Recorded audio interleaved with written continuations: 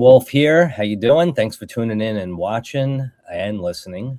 We are Game Face Monday. We are live, and today Richie Bello is sitting by my side as always, and we have a special guest, Anthony Alagona, who's actually been on the show once before, and he is the founder and CEO of Appointments That Show. How you doing, Anthony? I'm doing well, gentlemen. Thank you for having me again. Good to be here. Awesome. Rich, what's going on? How you doing, man? Good. All right. Well, before we get rolling on the show, as always, we're just going to break away for 1 minute to hear from Shop Smart Autos. We continue to show dealerships across the country how to retain their customers. But now Shop Smart Autos wants to bring the new customers right to your showroom floor. The car they want? It's sitting on your lot, and Shop Smart Autos can bring you the VIN-specific leads that take them straight to your door. These aren't just leads. They're nurtured, targeted, and matched down to the exact vehicle. You'll sell more cars faster, and your team is going to thank you for it. Shop Smart Autos VIN-specific leads. Let SSA show them the way to your showroom floor. All right, we are back. So, Anthony, I know we've had you on the show before, but just a quick refresh for the audience on where you came from and how you got here. Awesome. My name is Anthony Alagona. I'm from Appointments That Show. We are an outsourced BDC company that also provides on-site training. I've been in this industry since the end of 2011, where I came in with 20 years of hospitality experience with me. That's kind of my niche in this market, is I bring the hospitality factor to my process. And when I first jumped in this business, I worked for another company for about 4.5 years until about May of 2015.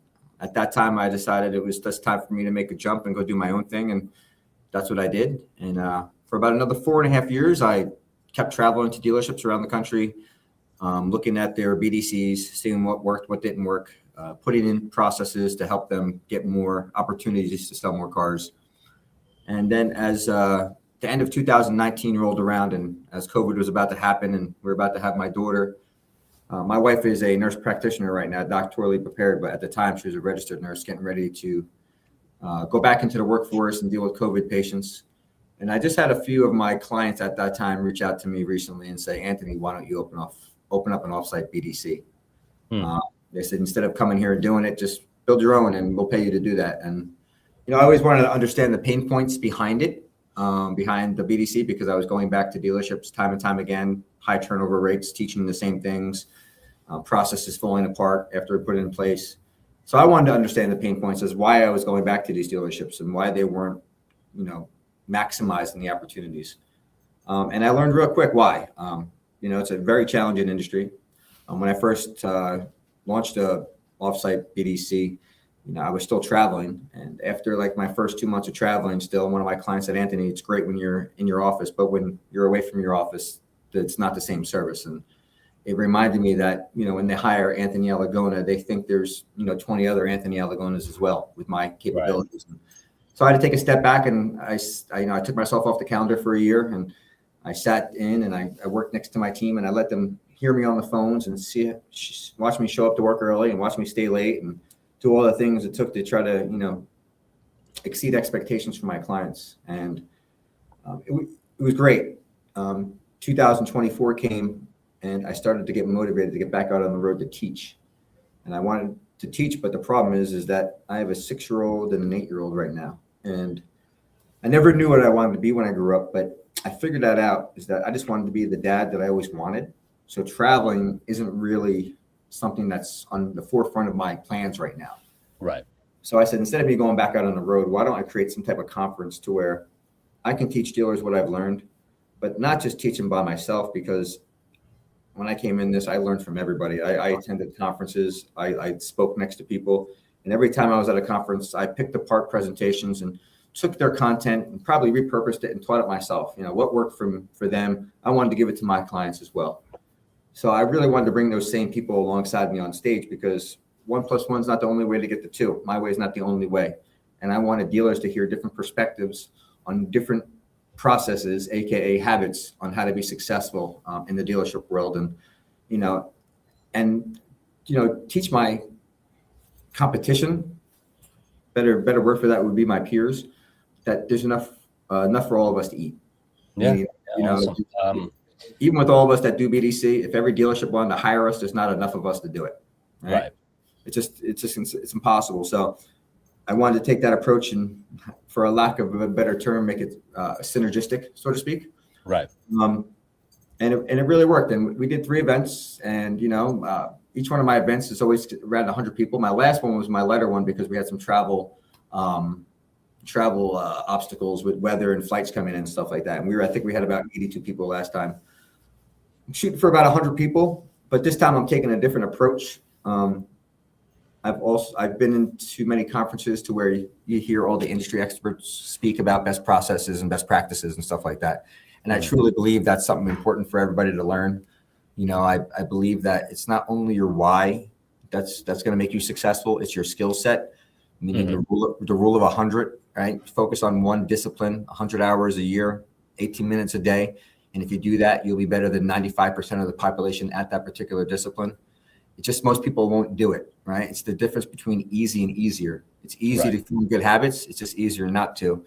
And as well, as important as the habits are and the processes are, one thing I've never heard on any stage that I've ever been to, spoke on, or, took the pleasure of looking at, have I saw the customer's perspective once.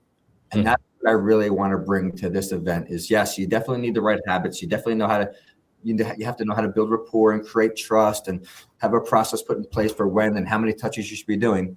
But I want the customers to tell you why they like buying a car and why they hate buying a car. And instead of you wondering why there's brokers out there, I want you to ask yourself the question, Mr. Dealer, why is that person willing to pay them $1,000 not to do business with you? They'd rather do business through them to you, right? So let's have a constructive conversation. It stop chasing the deal and start earning the deals, right? Yes. And there's best practices out there that we have to address. Sure. Richie, so we got this event coming up here in Jersey. It's at the Bell Works. Is that what it's called? Yep. It's in Bell Works in Bell, New Jersey. It's a phenomenal workspace. It was an old Bell Works building, AT&T, Lucent Technologies. They converted the property into a big shared workspace to where there's a bunch of different businesses in there.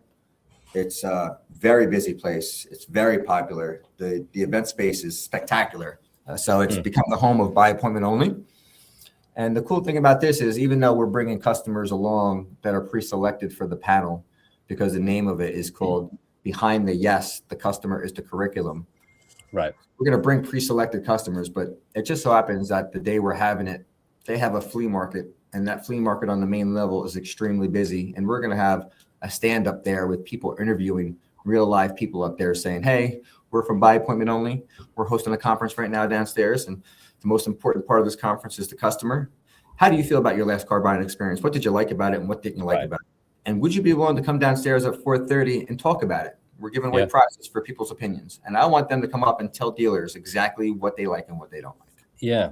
Richie, so what do you think about that? They're going to actually be getting the perspective of the actual, just people shopping in the area. Yeah, that's really good because right now the automotive industry, I mean, I live on the road, guys. You know what I mean? Anthony knows that. I'm always out door to door. And I get a lot of information because I go door to door, right? I'm a door to door kind of sales guy, right? And I go to different parts of the country. I got to tell you something. The brokers, I saw this comment by 2 people that I know, car dealerships in New York and one in Jersey. And the broker situation, just to let everybody know, customers, I have a personal friend of mine that's a doctor out in Long Island that used to buy his cars from a good friend of mine that owns a Mercedes store and will not go there. Goes with a broker. Not only does he go with a broker, his kids and his family goes with brokers, okay? You got a company like CarJoy that's really doing 250, 290 cars a month, okay? I've been there. I've seen it. Customers that buy a car once from a broker stay with that broker because there's no stories. Joey, okay, Mhm. New York Auto Brokers you met him, does unbelievable with customers. I mean, customers love them. And that's Okay? why I wanted the dealers to hear that. So because with the broker situation is that dealers shouldn't have to use brokers. And yes, brokers are very important, but if they have the right processes in place and they use hospitality and they seek first to understand, right, and they over deliver on expectations, there would be no reason for a broker, right? So Well, let's see if I understand something. Okay. yeah. So third-party leads has a terrible conversion with a dealership. Why in the world is a broker have a 7 to 10% on third-party leads, and they generate their own third-party leads through Facebook and all that kind of stuff? How could they be at 10% and a dealership, you sell them a lead or you give them a free time, they can't put it together? Why is that? Well, obviously the process is broken on the dealership side and on the broker because he doesn't have a lot of business. They follow it up and follow it up and follow it up and follow it up. It's all about the follow-up.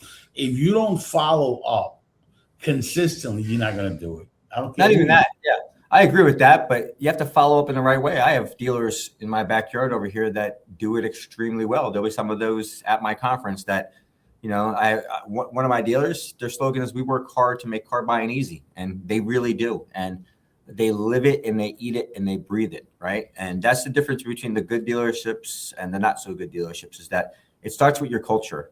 How you treat anybody is how you treat everybody. And you have two showrooms. You have a brick and mortar, which is not so busy, and you have a digital showroom. And where are you putting all your attention? And what's the first impression? And how do you even sound like you like your job? And do you even have transparent pricing, right? I mean, think about all the things that are happening with the FTC and the rulings going on. These are all reasons why all these conversations need to be had. Like, I really, truly believe if dealerships have the right habits, which is why I'm pulling together some of the top talent around the country to teach dealers, yes, here's the process and here's what you need to do to create a good experience and generate more opportunities, right? But then I also want them to hear from customers, this is how you need to talk to us. And instead of trying to sell us something, right? Because nobody goes to, a steakhouse to buy anything other than the steak most of the time, right? Like, you're just going there to pick out a steak and for the experience. No one's going to a car dealership to buy anything besides a car, right? And whether they do business with you and how much gross depends on how well you treat them. Like, the way I give the example is when I was in the restaurant business, if I was a bartender, you didn't choose one bar over another because one bar had a better Heineken than the other. You chose the bar that had the Heineken with the good experience that was tied to it. Right. So if I go to your website and I can't even get transparent pricing, or if you have a lower price on a third-party site like AutoTrader and then have two different prices on your own website, there's a reason why people don't trust that. So if we just had the right practices and, more importantly, hospitality, and treated people like this is one of their biggest financial decisions they're going to make, a lot of these conversations wouldn't need to be had. And what's really interesting is I have a company that's coming in on the podcast in the next few weeks. It's called Fountain. Okay. Now, they are in Chicago with a virtual BDC. Okay. And an AI virtually. They do both. The only business that they have, okay, third-party lead generation. They want your third-party lead generation. And I've talked to them back and forth. They're at 7.6% delivery. Really? They're expensive. They're very expensive, but that's what they do. They only focus on all your leads and they're killing the band. We all know that dealers, like everybody, has an excuse. When something doesn't work for them, people don't usually take any responsibility because it's much easier to say, hey, listen, there's nothing wrong with me, than really figure out there's something wrong with me. True story. The other thing that happens is people doubt whatever anybody else does only because they can't do it. So it's understandable what happens to the human race. I mean, Dr. John Menarchik, which you know well, says that all the time. Yeah. People are not doubting you. They're doubting themselves only because they can't do what you could do. right? Well, Of it's course. the same way with this whole thing. And now there's a company that I'll be announcing them in the next few weeks that while COVID and kept going, and as the business kept, they have both things. They use a virtual BDC, a real live one, and AI, and they're making appointments left and right. They're expensive. Really? They're not cheap. If you're buying the leads for, let's say, $50, you're going to pay a lot more with them because they follow up the customer until that customer either buys or dies. See, that's the difference. It's all in the follow up. Like, And you know who started using them more? Who? There's certain brokers out in Chicago, and they started building their brand like that and like that, like that. And they just want to concentrate on the third-party lead generation, like Facebook. Everybody knows. For Richie, Facebook only has 1%. Why am I going to do Facebook, Instagram? This is not converting. Well, okay. Again, why do brokers have 3.5%, 4%? Okay. And it's about the consumer confidence right now. That's what it's about. It's an all-time low. So let's look at the history. Let's see what really happened. While COVID, we felt it's something called like fuck you money. We felt we had fuck you money, right? Yeah. So we had control. I was in the store that you were in, headquarters Honda, right? Okay. Yeah. Yep. And they love you. They still have your process. They still go through it. All they do is mention you on BDC. A customer comes in there, they treat them right, they do the right thing, right? I go across the street, I'm sitting there, and this be like a doctor. He was dressed like either a nurse or a doctor, looking for a black Suburban. The guy is sitting here, and the guy says, I'm interested in a black Suburban. He told him, it's that one. That's the only one there. And forget about the sticker press. This is while COVID, 2021. Yeah. When I was in Orlando, 2020. And it's 10,000 over list because you can't get this car anywhere. That kind of stuff, Mr. Dealer, hurts you. Yeah. Mm-hmm. It's coming back to bite him now. Okay, now you got a problem. Now, you know what happened? Supply was in demand. Now customers are in demand. Now it's a whole different game. So that kind of stuff. And I went to headquarters Honda. I knew you were there. You know why I knew you were there? Because how professionally they were. And it was like a well-oiled machine. I said, did you guys ever hire any trainer? And when I saw their BDC, I asked him about it. And he says, well, Anthony Angola, he was our trainer. He was the guy that came out here and did this. So I knew right away it was you. That's when I called you from there, right? Yeah. I knew it was you right away. And like City Kia, I mean, Raul treated everybody like it wasn't COVID. Treated everybody like, well, that's why he's one of the number one stores out there. And certain people that did the right thing are getting that, and certain people that did not do the right thing, that, you know, pulled their muscle out and felt like they were strong.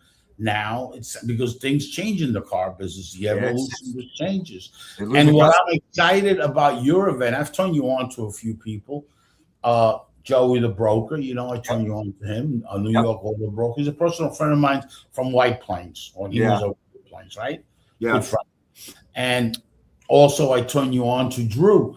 Drew is unbelievable. You know, he's saying about what's going on today, and there's so much talking about it that some dealers are upset about brokers and all that. Listen, it's like, don't be upset about that. You want to get really upset? There's so many digital marketing platforms. Like Cox had it wasn't really good. CDK Global has. Well, you know what? Who's got one? Amazon. Go to do this. I showed you Amazon Hyundai. They did a test now. They're selling cars through there. Ford's doing a deal. There's so many people doing deals now, and it's a marketplace now. Now, what is the difference? That they have the traffic. They have the behavior of the customer. If there's a store across the street, I'm going to go to Amazon and get it delivered to me, right?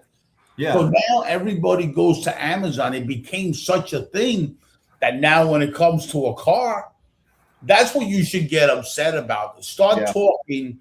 These two dealerships that talked that day on a back and forth on the chat, I watched them. I started talking about Amazon because they're coming in strong. and they have one thing that you don't have, Mr. Dealer, the traffic, the audience. That's what they have. Yeah, they have a captive audience. So once you have that, that's it. So try to get upset about that, because that's coming in very, very strong, and the OEMs have been fighting it for quite some time. Now that's not happening that easy. You know, there's been fighting it for quite some time. So, you know, you got to be very careful with that, and it's a problem. You know what? Especially right now, there's a lack of customers, right? They said about 1 million new car shoppers fell out of the market, right? We're behind pace from last year, about 3%, right, on selling cars. So right now, when you have 1 million car shoppers fall out of the market, out of the new car market, you really got to tighten up your processes, right? You really got to go above and beyond, and that's the biggest challenge in this industry is, you know, getting the processes put in place and have everybody be held to account to do the right thing, right? To make sure that there's transparent pricing on the website, you know, to know all the fees ahead of time and not get surprised when you get inside the box with another few more fees.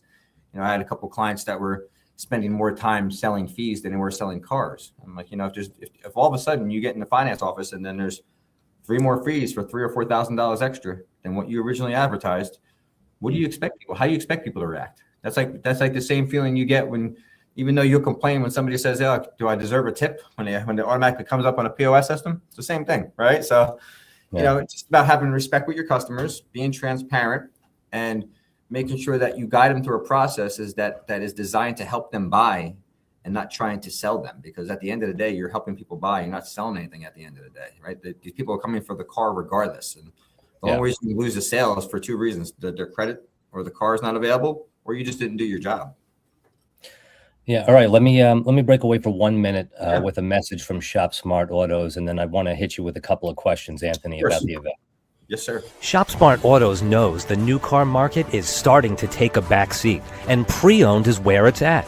That's why it's time to seriously tap into the private seller market. With Shop Smart Autos, your dealership can now target private sellers by zip code and radius. Yes, anyone looking to sell their vehicle in your area. Once you decide how many opportunities you want and start reaching out, Shop Smart Autos launches a complete dealer-branded nurture program that drives those sellers straight to your showroom. And the best part, you get all the details on the seller and the vehicle, so you know exactly what you're dealing with. So grab that trade, put them behind the wheel of their next vehicle, and create a world of growth and retention. Auctions are cutting into your profits, and sourcing quality pre-owned vehicles takes too much time. Shop Smart Autos has the answer, driving the private seller market to your door. All right, we are back. So, Anthony, yes. Behind the yes, tell us a little bit about the VIP experience. So the VIP experience, well, the first 3 years I had it, it was at a place called The Avenue, which was located in Long Branch, New Jersey, right on the Jersey Shore. There was a rooftop bar that had a pool on it, and I had a little history at that place. I actually opened it up, so it was nice to be there because I was there as a bartender / bar manager, and then coming back to host an event was even sweeter. But it was nice. It was good for the first 3 times, but I want to change up the experience. So we're in the process of finalizing the details. But the VIP party is designed for people that want to come network and create long-lasting relationships after the initial conference itself. So it's going to be in Monmouth County, most likely in Red Bank, New Jersey. We're in talks with 2 establishments right now. We decide actually tomorrow and announce June 8th. We're going to announce that event center. And it'll be open bar with, you know, fast food, entertainment, just ways to network and talk to each other. Good atmosphere, and the town that it's going to be in is very hip and cool town. I think it's going to be a really good experience for the attendees because they can walk around and experience all the cool things that go on in Red Bank, New Jersey. Awesome. And there's, I think up until about June 8th, is there early bird pricing on this? Yes, early bird pricing. So right now you can get the pricing.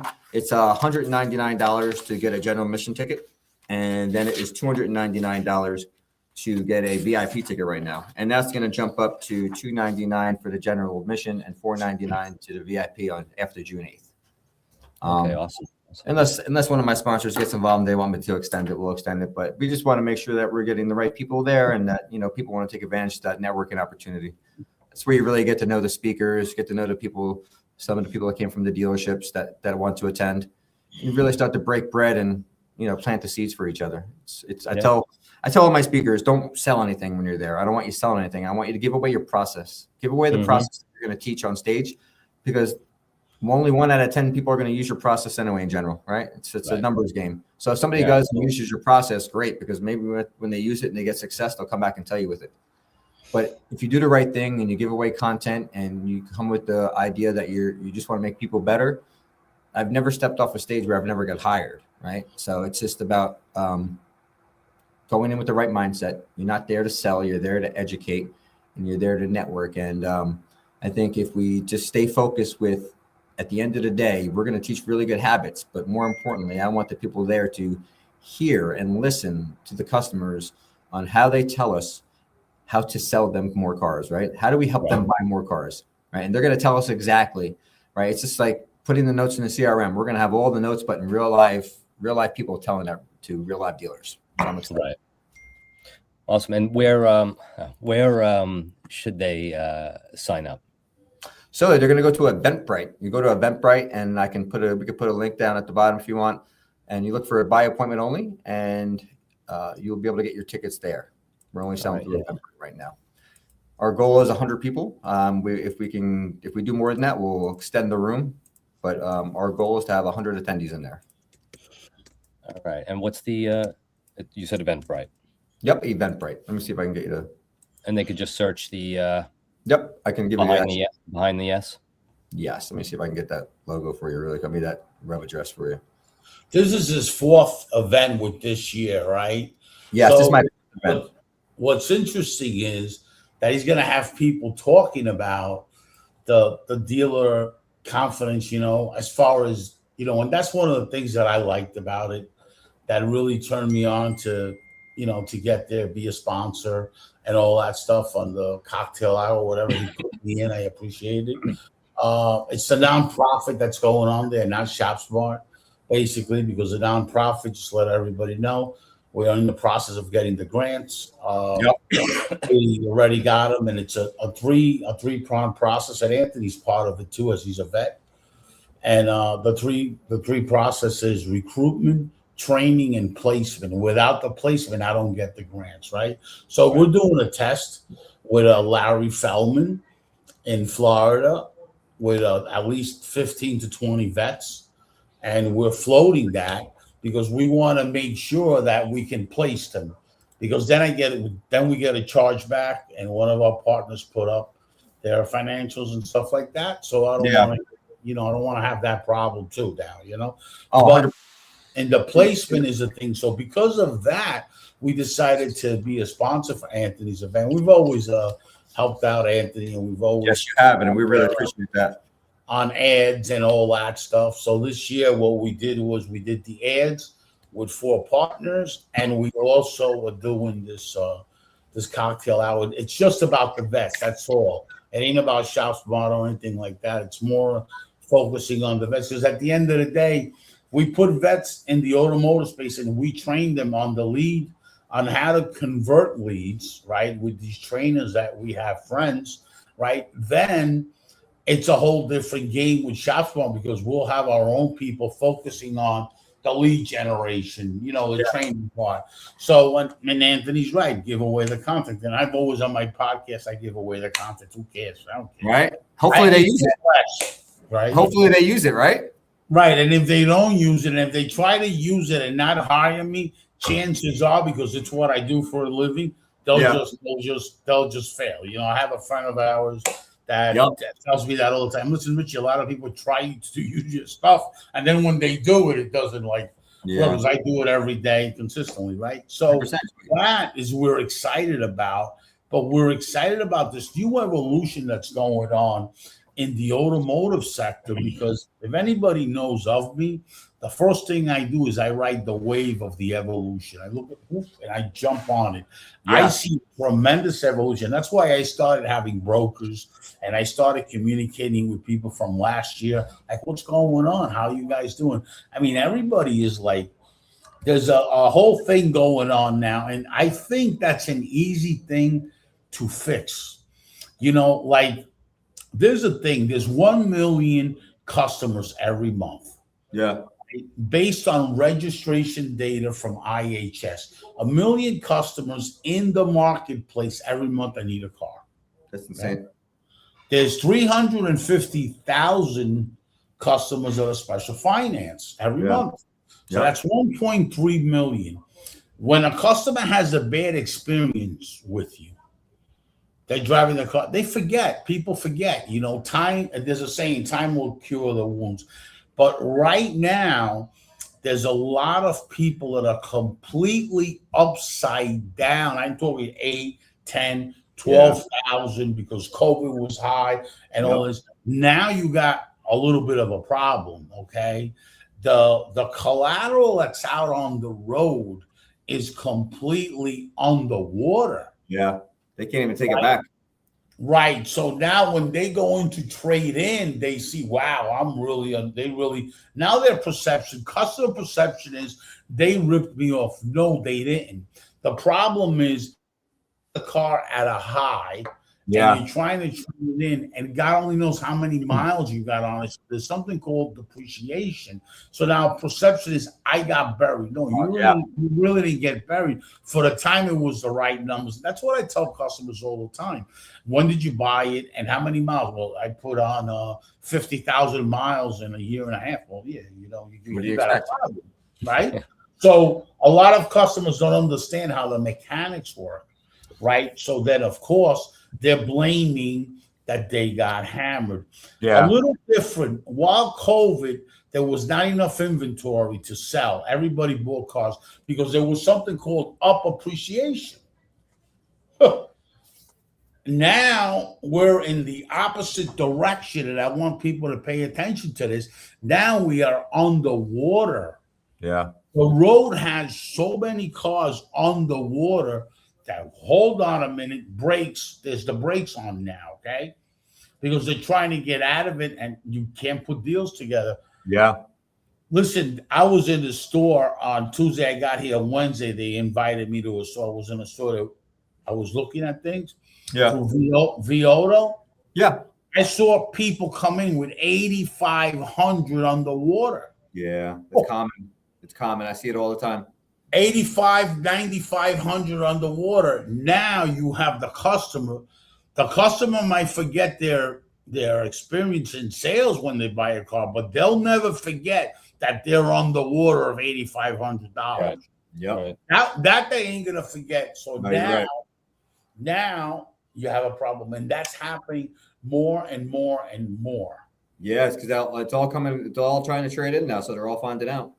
Right, they're all fighting out. So now the problem is the consumer confidence is a little bit low. There's easy to fix that, very easy. I think there's a good process to fix that. Stay in touch with the customer. Don't let that customer walk out there with you telling them that they're 8,500 upside down. Try to come up with a process. Try to come up with something. And these customers are smart. You know what they do now. I mean, when they're in the box and they get the sheet of their numbers, a lot of these customers, all they got to do is take a picture of it and throw it right into ChatGPT. It's going to tell you if you got a good deal. You know what it also tells you? How much profit the dealership makes on that deal. Yeah. So they see it. All you got to do is put it in there, and it's become something that's very big. I see Frank Lopes posting about it all the time. He sees dealerships all the time with customers. Their deals right into ChatGPT. And now, the consumer confidence is bad. So now with your event, you're going to have people talk about this. You're going to have your event and you're going to tell people and this, that. And that's an important thing. That's information that's great for the dealership to see how they can fix this current problem. Because the last thing I want is any dealership to have a hard time and go out of business. Oh, of course. That's the whole reason. Let's see something for a minute. Why is that? Because there's minimum of 100 employees in a dealership. Okay, that means tremendous local economy. I don't know if you remember in 2008 when all these Ford stores closed and all that. The local economy hurt because now you got hundreds and hundreds of people out of work. Yeah. So it's like we don't want car dealerships to go out. We want car dealerships to keep growing and keep scaling. But there has to be a process. Something has to give It's in. a necessity. It's a necessity that we're selling. We're not even selling a luxury item. We're selling a necessity. It's like Right. a cell phone. It's a constant bill for somebody. So, you know, the better you make them feel about paying that bill and the experience that they get along with you, the easier it's going to be. And that's really the point of this conference. What makes people say yes? What do you have to do to get people to say yes? And customers are going to tell us exactly. And if we listen, we're going to get better. So that's going to be the challenge. I want to have a very constructive conversation of where I bring in industry experts about what they see when they're in dealerships every day. You're going to see what you should be doing and what you shouldn't be doing. And then at the end of the day, we're going to bring in some customers and we're going to say, here you go. Here's the people that you actually sell cars to. Instead of selling cars to them, focus on helping them buy instead. Be transparent, talk to them with respect, use hospitality, and over-deliver. And 9 out of 10 times, you're going to win. And that's what I like about your event this time, about that yes. And it's very, very important. Well, we're going to see. I like that. Very, very important. Hold on a second. Yes, sir. So anyway, so if the audience out there, if you're looking to check out Behind the Yes, you jump on Eventbrite, search for the name of the event. Again, Behind the Yes. If you hit up tickets to the event. Yeah, I sent you the link into your email. I tried to put it in the comments. I apologize. Oh, okay. Email, if you grab tickets before or up till June 8th, you'll save $100 on the general and on the VIP experience. Mm-hmm. I'm just checking out this link here. Not that I don't really know that. Let's see. And also, very importantly, if you're going to be staying in the area, there's a block of hotels that are reserved right up until 6/22 at the Courtyard by Marriott Lincroft Red Bank. Yes, sir. Yep. There's a discounted room block for anybody that's going to attend the conference. It's from June 7th to the 9th. They give you a 3-day leeway. So for people that want to come in early and leave late. Okay. And I'll just get this. And we provide light breakfast, we provide coffee and tea, and we're going to be providing lunch as well. Okay, awesome. And for some reason it doesn't want to post. I tried to post it in the stream, but it wouldn't post for some reason. Yeah, but if you look up, if you Google Eventbrite, it's going to come up right at the top, and then search for Behind the Yes. Anyway, so Richie, anything else you have to add to the No, what I got to add is that I'm very excited about this particular event because I'm seeing an evolution there, and Anthony's been on it. Me and Anthony talk a lot, just so everybody know, and we communicate a lot. And Anthony's been on it, and he brought it up to me a while ago. Richie, what are you seeing out there? A lot of guys talk to me a lot because they know I'm on the road. You know what I mean? And I'm always talking about business. Listen, one of my grandkids the other day, I'm sitting down at the table, right? And she's telling me, so how's everything? So how's business? I look at her and I says, what do you mean? She said, I'm trying to have a conversation with you, Richie, because they know that all I think about is business, right? So she sits next to me and I'm cutting my food right, and she tells me, how's everything? How's business? Because my dad, passed away a year ago, so I was having a hard time, She started to talk to me, but it was like trying to create a conversation of what I like. And then I said, why are you asking me? And me, right away, I have the guard up, right? Boop, guard's up. I said, why are you asking me that? What's going on? She said, oh, no, you know why I'm asking you that? I said, I'm actually trying to have a conversation with you. Oh.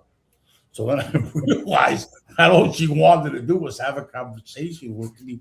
And I said, oh, my God, that's terrible. That I only talk about business. And they hear you. They know that, right? They do know. Right. So, and that's a mark of a good saleswoman, right?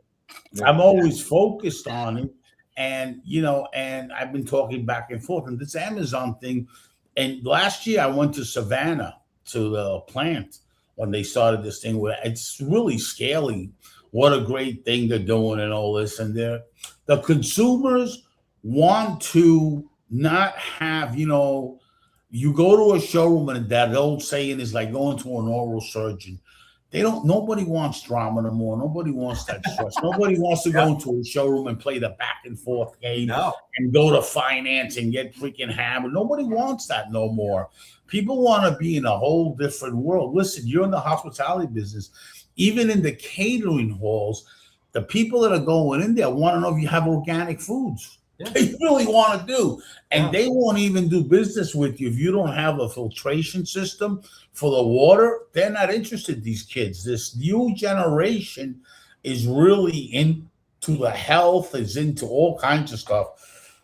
So it's a whole different type of generation that's out there that wants no headaches. That's what they want, no stress. We live under stress. We're normally stressed out all the time, right? They don't want this.